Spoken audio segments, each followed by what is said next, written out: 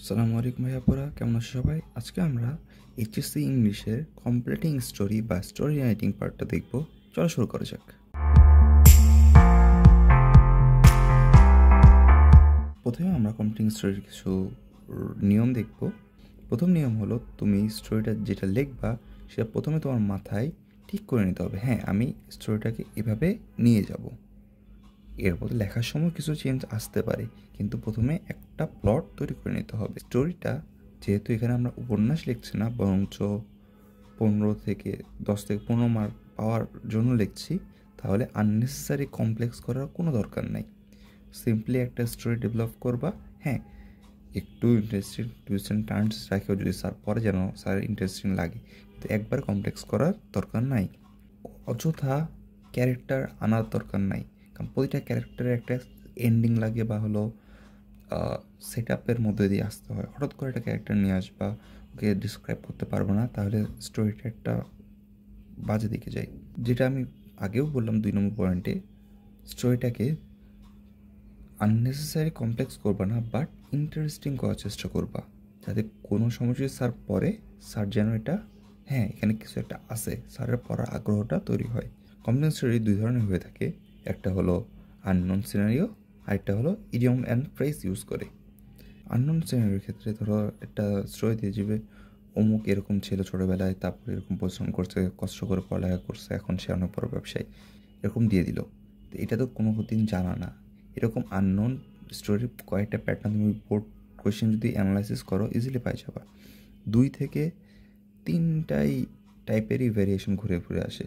দেখবা যে একটা ছোটো ছেলে পড়ালেখা করতে পারেনি, বা সে সাহায্য করতে চায়, সে কাজ করতো, এরকমই। ইডিয়ম ফ্রেজ তো জানোই, যে honesty is the best policy, unity is strength. Unity স্ট্রেংথের কোনটা আমরা ইউজ করি?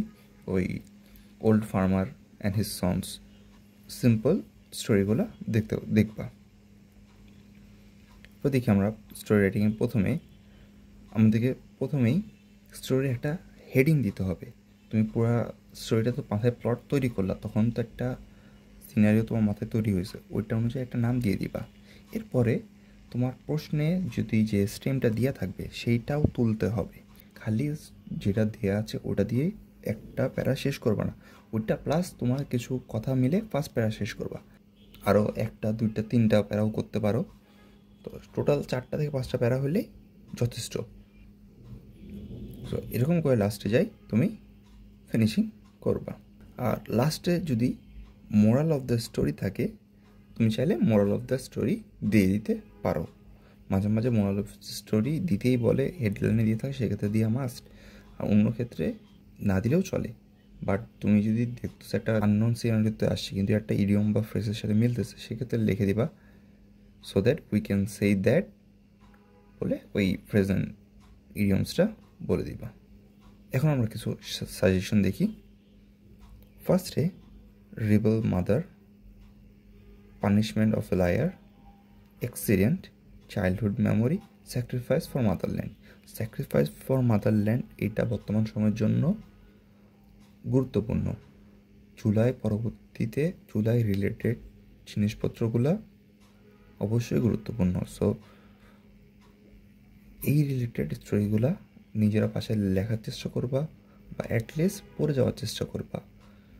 আর ইডিয়মস অ্যান্ড ফ্রেজ থেকে আসলে, যেটা আগেও বলছি, honesty is the best policy, slow but steady wins the race, unity is strength, all that glitter is not gold, এগুলা দেখলেই হবে।